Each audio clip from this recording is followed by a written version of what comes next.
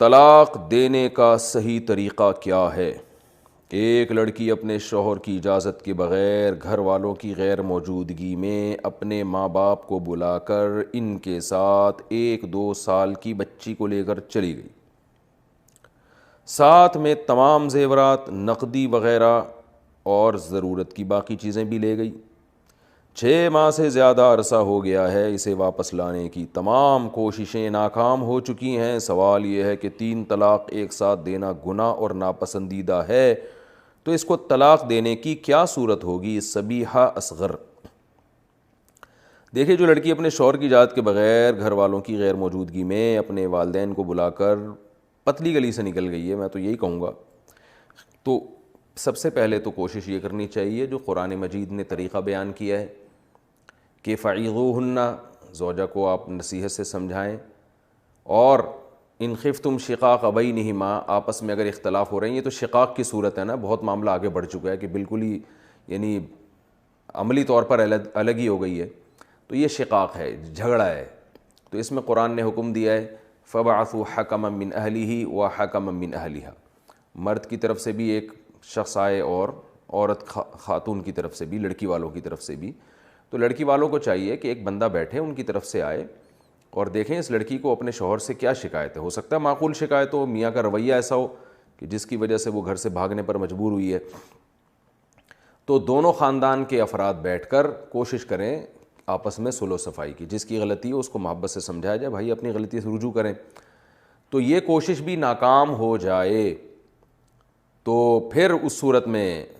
ہے کہ علیحدگی کا راستہ ہے، تو علیحدگی کا راستہ یہ ہے کہ 3 طلاقیں اکٹھی نہ دی جائیں، یہ تو جائز نہیں ہے۔ تو مرد کو چاہیے ایسی صورت میں جب صلح کی تمام کوششیں ناکام ہو جائیں، یہ پھر میں کہہ رہا ہوں اس میں جلد بازی نہیں کرنی چاہیے، بعض دفعہ میاں بیوی میں لڑائی ہوتی ہے، 1-2 سال تک جھگڑے چلتے رہتے ہیں، دوبارہ پھر وہ ایسا ملتے ہیں کہ وہ ایسا لگتا ہے کبھی یہ علیحدہ ہوئے ہی نہیں تھے، تو اس لیے اس میں جلد بازی نہیں کرنی چاہیے۔ ان ابغض الحلال الی اللہ الطلاق، نبی صلی اللہ علیہ وسلم نے فرمایا حلال چیزوں میں سب سے زیادہ ناپسندیدہ اللہ کو طلاق لگتی ہے، تو کوشش کریں جوڑ پیدا کرنے کی جتنا ہو سکے۔ پھر بھی آپ سمجھتے ہیں کہ نہیں ہے تو پھر 1 طلاق دی جائے، اور پاکی کے ایام میں۔ طلاق کا صحیح طریقہ یہ ہے کہ جب عورت مینسز سے پاک ہوتی ہے تو شوہر اس سے ہم بستری نہ کرے اور 1 طلاق دے دے اور بس اس کو اس حال پہ چھوڑ دے، دوسری نہ دی جائے، نہ تیسری دی جائے۔ تو 3 مینسز جب گزریں گے خاتون کے تو نکاح ختم ہو جائے گا، وہ کہیں اور چاہیں نکاح کر سکتی ہیں، آپ کہیں اور چاہیں نکاح کر سکتے ہیں، اور اگر دونوں کا آپس میں دوبارہ خیال آ جاتا ہے جوڑ کا تو دوبارہ جب چاہیں نکاح کر لیں 2 گواہوں کی موجودگی میں نئے مہر کے ساتھ۔ لیکن قرآن کہتا ہے کہ دوبارہ اس شرط سے نکاح کریں کہ اب یہ امید ہو کہ آپس میں محبت سے رہیں گے، اگر یہی حرکتیں کرنی ہیں تو پھر نہ کریں نکاح۔ آپس میں اگر محبت سے رہ سکتے ہیں تو فلا جناح علیہما ان یتراجعا ان ظنا ان یقیما حدود اللہ، کہ اگر ان کا خیال ہے کہ ہم حدود اللہ پہ قائم رہ سکتے ہیں تو پھر کوئی حرج نہیں ہے دوبارہ آپس میں نکاح کر لیں وہ، لیکن ساری زندگی پھر شوہر کو 2 طلاقوں کا اختیار ہوگا۔ تو یہ ذہن میں رکھیں کہ اس طرح سے صرف 1 دی جائے، سب سے بہتر طریقہ یہ ہے۔